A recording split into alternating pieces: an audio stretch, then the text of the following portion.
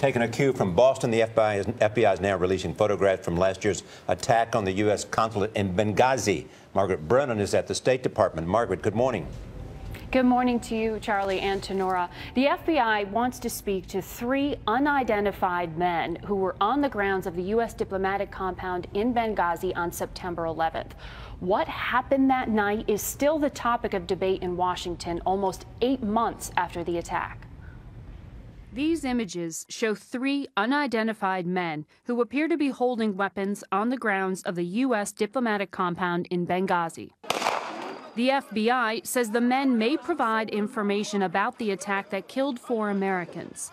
Members of Congress are also after more information from the White House. I'm not accusing them of a cover-up, but I am accusing them, and I am very strongly accusing them of not providing the Congress of the United States with the information that's needed for us to conclude this tragic chapter in American history. McCain and his Republican colleagues have held more than 20 hearings focused on the attack during the past 8 months. Now they want to speak to those Americans evacuated from Benghazi, but claim the White House won't release the names. The administration argues that they have answered all relevant questions. President Obama said Tuesday he remains focused on finding out what happened.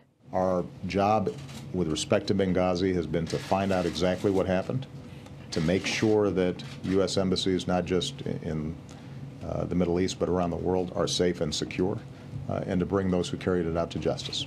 But 8 months later, there are no suspects and no arrests.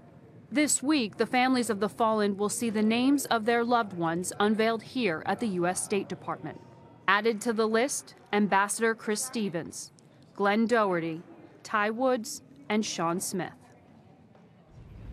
The union representing the Foreign Service says some of its members also have questions about how these deaths could have been avoided. Secretary Kerry and Vice President Biden will honor the victims and other fallen service officers at a ceremony held here tomorrow.